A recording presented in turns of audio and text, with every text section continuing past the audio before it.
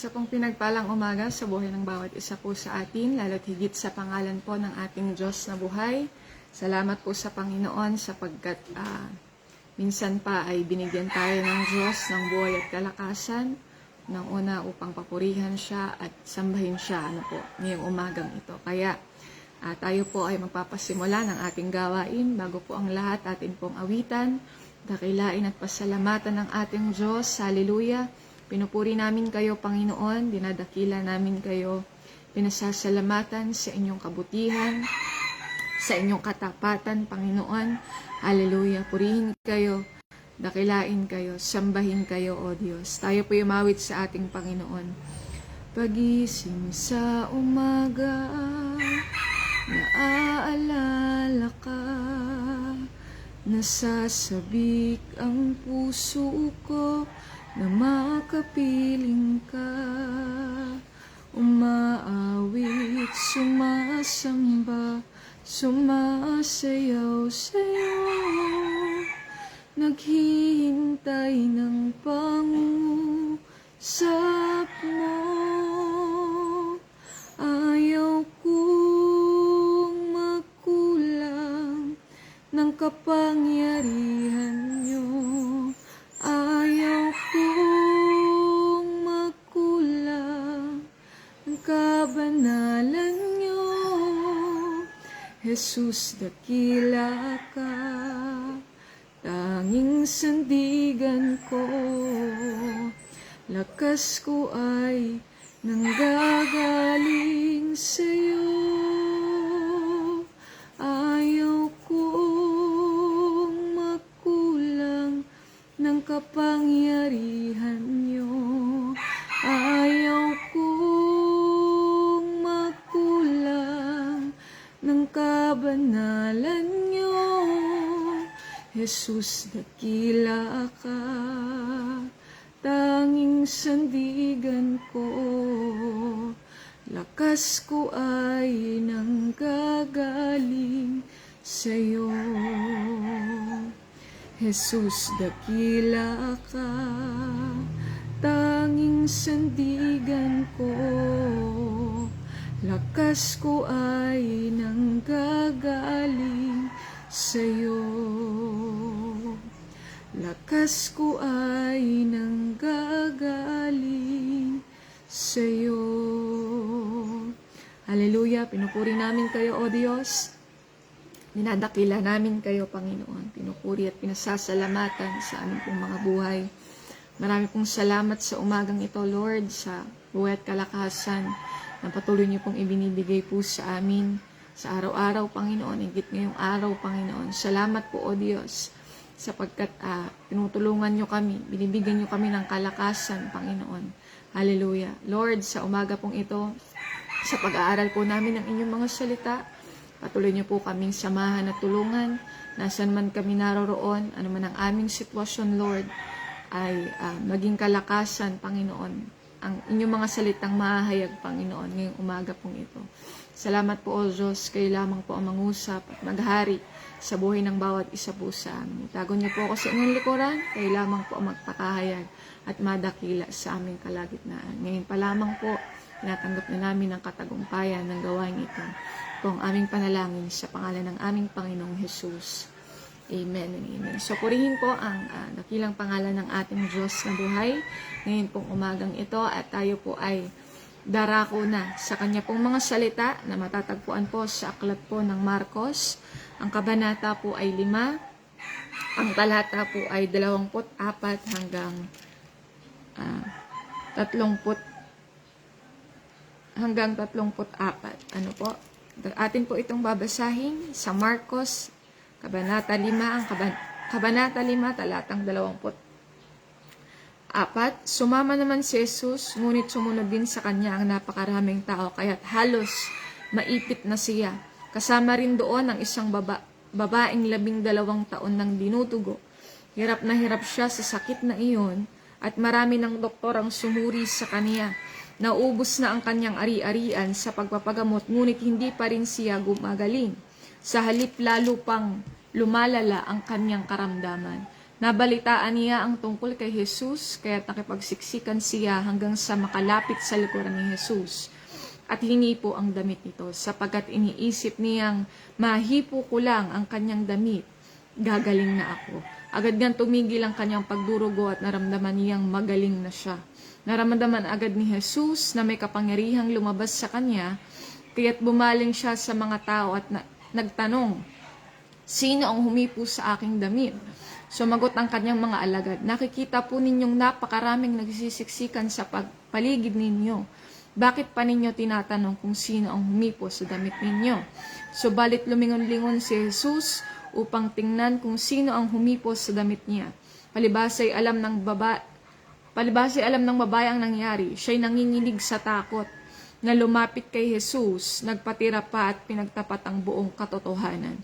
Subalit sinabi sa kanya ni Jesus, "Anak, pinagaling ka ng iyong pananampalataya. Umuwi ka na at ipanatag mo ang iyong kalooban. Ikaw ay magaling na." So, purihin po ang pagkabasa ng salita po ng Panginoon. Makikita po natin dito, isa sa mga ministeryo ng Panginoong Yesus nung siya ay nasa lupa, nagpapagaling po siya na may mga sakit at karamdaman. Gumagawa ng himala, buong buhay ng patay, So, yung mga tao na wala ng pag-asa, ay nabalitaan nila yung ginagawa ng Panginoong Yesus. Kaya ganun sila ka-eager, na talagang makalapit at makahingi, ng kagalingan na mula sa ating Panginoong Yesus. So, kung mababasa po natin itong talatang ito, ay makikita natin dito yung babaeng 12 taon ng dinudugo. Imagine natin, tayong mga babae, ako bilang isang babae, yung ilang araw ka lang na dinudugo, talagang masama na yung pakiramdam mo, what more, itong babae na 12 years, for 12 years, hindi tumitigil yung kanyang pagdurugo. Siguro sobra-sobra talaga yung pasakit, at paghihirap, nitong babaeng ito, dahil dun sa sitwasyon na meron siya. At isa pa, sa Old Testament, kung mababasa natin sa aklat po ng Leviticus chapter 15, kapag ka ikaw ay nagdudugo, dinudugo o nagdurugo, ay anumang hawakan natin, ay anumang hawakan, nung isang tao na dinudugo ay tinuturing na madumi, or kaya itong babaeng ito for 12 years ay tinuturing siyang ceremonially unclean, not because she is sinful, but because nagdudugo nga po siya or dinudugo po siya. So at alam natin yung pakiramdam nitong babaeng ito na siya ay socially isolated, kasi nga walang gustong humawak sa kanya, walang gustong makipag-usap, humalubilo, kasi nga ceremonially unclean dahil dinudugo po siya. So, gaano yung nararamdaman nitong babaeng ito na may sakit na siya, wala pang siguro pakiramdam niya, walang nagmamalasakit sa kanya o walang nakakaunawa sa sitwasyon na meron siya. Kasi nga, di po ba, marumi yung tingin sa kanya. Pero makikita natin dito, sa istoryang ito, kung gaano nabago yung sitwasyon nitong babaeng ito.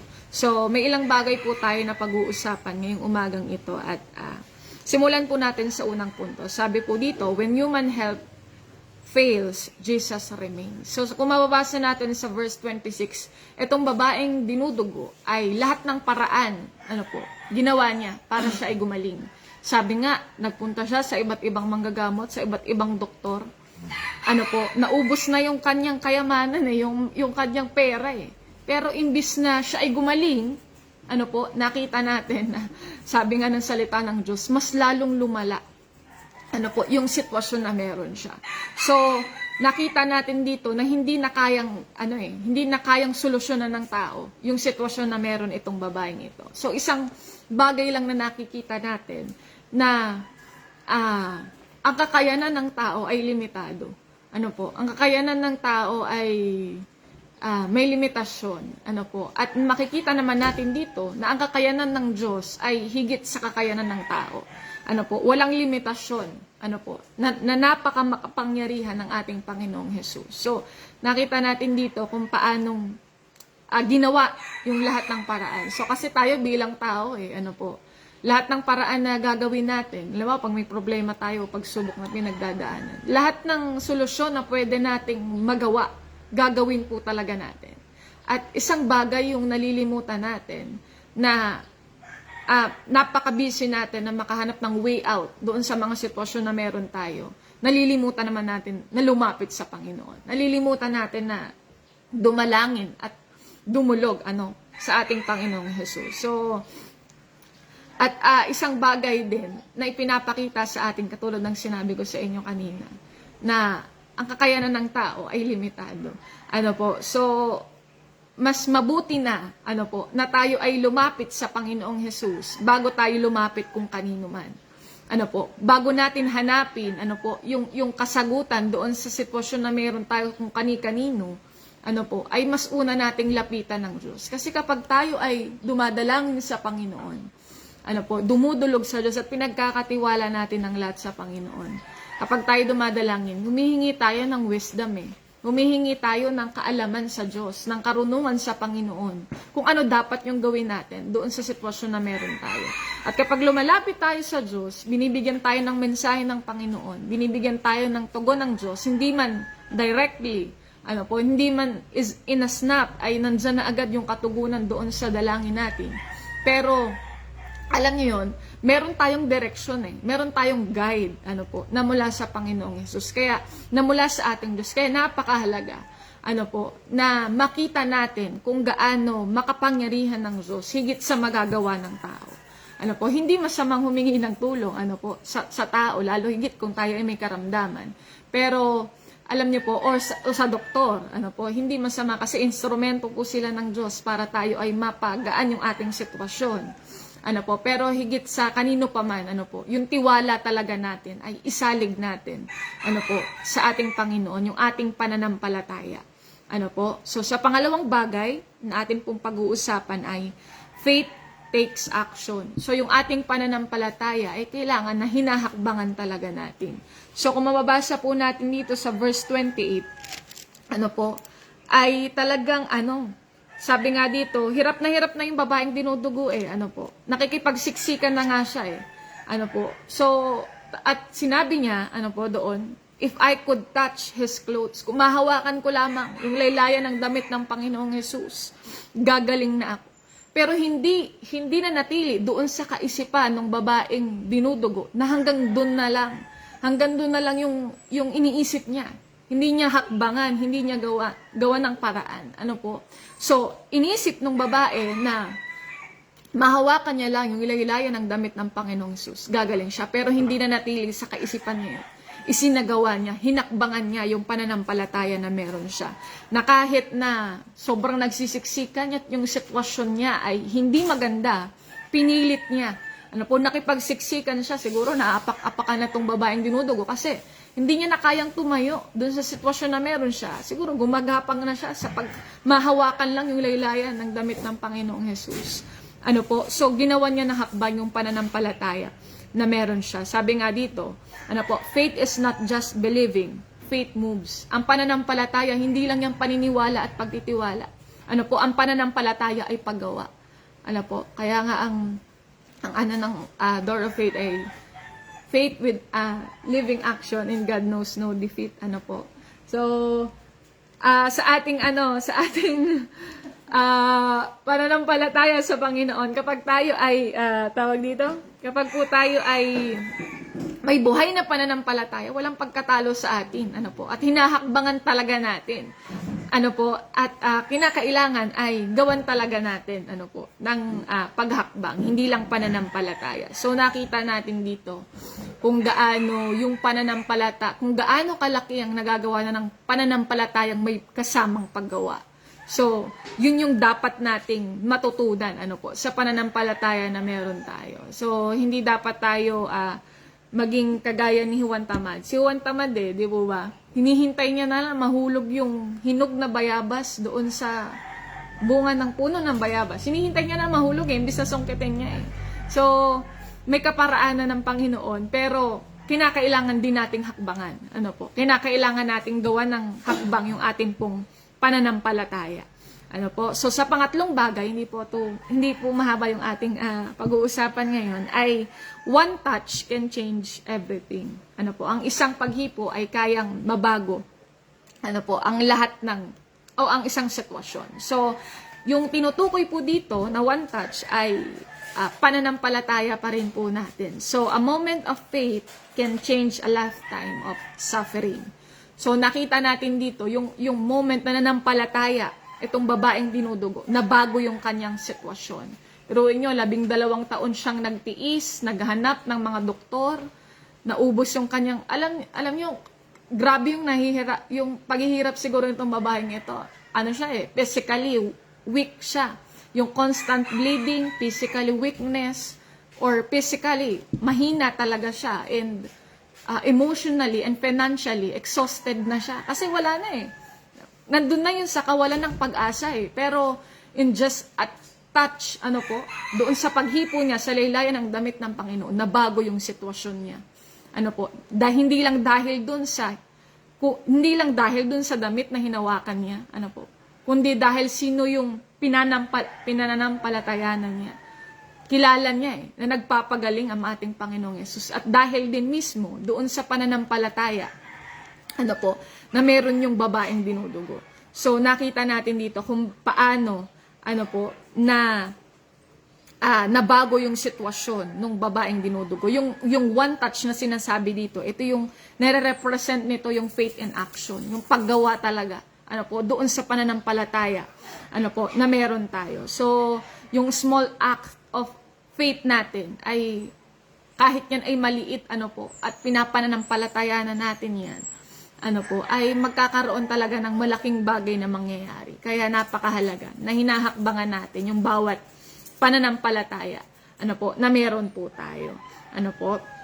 At kung ito rin naman ay kalooban ng Diyos, ay talagang ibibigay sa atin ng Panginoon. So, nakita natin dito na, hindi magic yung nangyari. Kung hindi ito ay dahil sa pananampalataya. Alam niyo yun?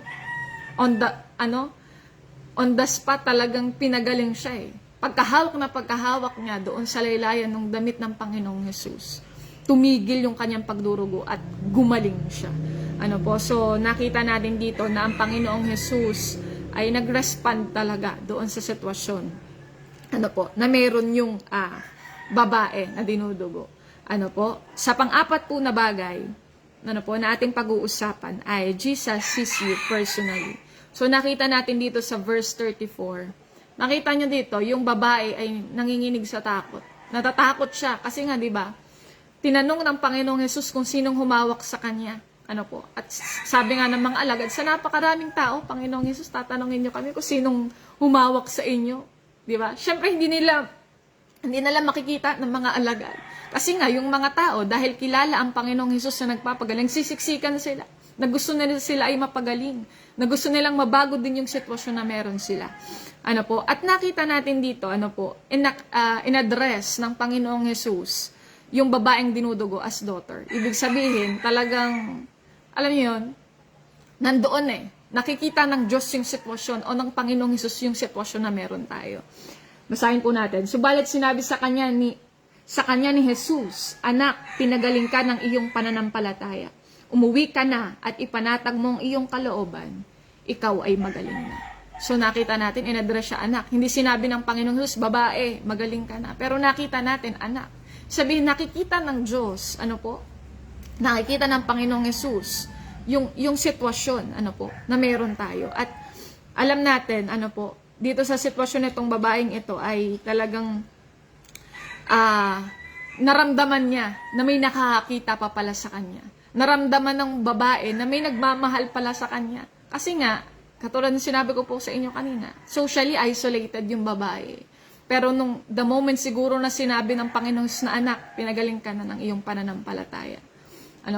Siguro ganun na lang yung pag-iyak ng babae. Kasi naramdaman niya na may nagmamahal pa pala sa kanya. Na may nagmamalasakit sa kanya. Alam niyo po, sa mga sitwasyon na ating pinagdadaanan. May mga pagkakataon na may isip na lang talaga natin na Lord, parang walang nangyayari dun sa sitwasyon na meron tayo. Na Lord, parang alam niyo, parang walang nakakakita sa atin. Na parang, Lord, ganun yung sitwasyon na pinagdadaanan natin eh. Ano po. So may mga sitwasyon na parang mapapatanong tayo. Pero ang totoo, gusto ng Diyos na ma-meet niya tayo. Personally. Ano po. Kagaya nitong babaeng ito. Nakikita niya tayo eh. Di po ba? So nakikita niya yung sitwasyon na meron tayo. Pero may mga pagkakataon naman na tayong tao, tayo yung malayo sa Kanya. So kagaya ng babae, ano po, ang kailangan talaga nating gawin, mas hanapin natin ang Panginoong Hesus. Mas magkaroon tayo ng pagkakataon dapat na makaulayawan siya. Ano po, kasi sa panahon natin ngayon, hindi naman natin mamimit ang Diyos personal eh. Nasa harap natin eh. Or verbally. Ano po. So, ang kinakailangan natin gawin, ano po, ay mas yung pananampalataya natin ay talagang higitan natin. Ano po. At talagang hakbangan po natin. Ano po, at lumapit talaga tayo ng may pananampalataya at pagtitiwala sa ating Panginoon Hesus. Ano po, at alam natin, ano po, na lahat ng bagay na ating pinagdadaanan, ano po, lahat ng bagay na ating kinakatagpo araw-araw, ay alam naman po ng Diyos. Ano po, so kaya ating ilapit at ipagkatiwala sa Panginoon. Amen po. Sa panghuli at 5 bagay po, sabi dito, your condition is not your conclusion. So, nakita natin dito yung hirap na dinanas ng babae. Pero, alam niyo po, minsan, akala natin yung ating sitwasyon na de-define tayo eh. Di po ba? Nay, hanggang dito na lang. Nay, wala na tong pag-asa. Di po ba? Wala nang mangyayari. Akala ng iba, hanggang ganun na lang. Ay, hindi na magtatagal yan. O yan, ano na lang, yung babaeng, siguro yung iba, yun na lang kaisipan eh, dun sa babaeng dinudugo. Ay, hindi na magtatagal yan. Hindi na gagaling yan kasi ang tagal na ng sitwasyon yan eh. Ano po? Pero naniniwala tayo na yung condition na meron tayo is not our conclusion. Lalo tigit nasa Panginoon tayo. Ano po? Kaya nga laging sinasabi, ano po, yung araw-araw na tuwing 3:00 may pag-asa sa Panginoon. Ano po? So, walang bagay na imposible sa Diyos. Kaya yung sitwasyon na pinagdadaanan natin, ano po, sa mga oras na to, hindi po yan mananatili. Ano po? Hindi yan hanggang dyan na lang. Ano po? So, hindi yan yung ating conclusion. Kapag tayo naniniwala, nananampalataya at nagtitiwala sa Diyos, kayang mabago ng Panginoon kahit na napaka-imposibleng sitwasyon. Kahit na parang wala nang mangyayari. Ano po? Kahit na parang kung sa paningin ng tao ay hindi na masusolusyonan, ano po? Kaya pong gawa ng Diyos ng paraan. Ano po? Dahil ang Diyos po natin ay makapangyarihan sa lahat. Ano po? So, nakita natin dito kung paanong nakita natin yung sitwasyon ng babae, totoo po eh. Kasi talagang hirap na hirap nga yung kanyang pinagdadaanan. Pero hindi po final yun. Hindi na hanggang doon na lang yung babaeng dinudugo. So, nakita natin dito yung pain, yung struggle, ano po, nung babaeng dinudugo. Kumbaga sa chapter ng libro, ay nandoon siya sa problema, ano po. Pero, hindi yun yung final eh. Hindi hanggang doon na lang eh. May mga next chapter pa na kailangan pang pagdaanan. Pero nakita natin, ano po, na talagang ang Panginoon nagbabago ng sitwasyon. Ano po, ang Diyos gumagawa. Ano po, kahit nasa pinaka-imposible. So, ang panahon, hindi nalilimitahan ang kakayanan ng Diyos. Kasi kung titingnan natin dito, 12 taon. Talagang iisipin ng iba nga, kagaya ng sinabi ko sa inyo kanina, wala ng pag-asa. Pero ang panahon po, hindi nalilimitahan eh.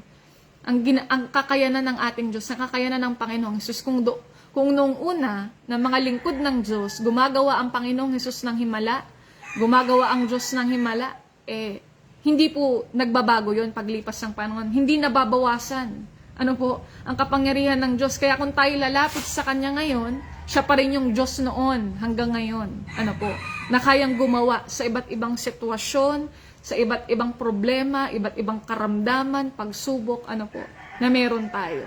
So, hindi nalilimitahan ng panahon, ang kapangyarihan, at ang kayang magawa ng Panginoong Hesus at ng Diyos sa buhay ng bawat isa po sa atin. So, lagi nating tatandaan, lahat ng sitwasyon ng pinagdadaanan po natin, hindi permanent, or hindi permanent. Hindi yan mananatiling ganyan. Ano po, at alam natin na ang bawat bagay na nangyayari ay, sabi nga, ano po, para sa ikabubuti natin. Ano po, marahil ay dinadaan tayo sa pinakamahihirap na sitwasyon ng Panginoon dahil may gustong ituro ang Diyos. At pangalawa, para patatagin yung ating pananampalataya. Ano po, higit sa lahat, mapatatag at mapalakas yung ating pananampalataya at pananalig sa Kanya. Kaya ngayon pong umagang ito, purihin ang Panginoon. Alam nyo, siguro kaya itong babaeng ito, kaya siya ay nanginginig sa takot. Kasi nga, di po ba, sabi ko sa inyo, yung ceremonially unclean siya, lahat ng hawakan niya ay may tuturing na madumi. Ano po? Kaya siguro iniisip niya, kaya natatakot siya na umamin sa Panginoong Hesus na hinawakan niya yung laylayan ng damit ay baka maging madumi. Ano po? Ang Panginoong Hesus. Kasi nga, yun nga eh. Yun yung tawag dito, paniniwala nila noon na kapag ang babaeng dinudugo, humawak ng isang bagay o isang tao, madumi na siya. Pero hindi po. Imbis na ang Panginoong Hesus ang naging madumi, dahil yung babae ay humawak sa kanya, yung babae ang naging malinis.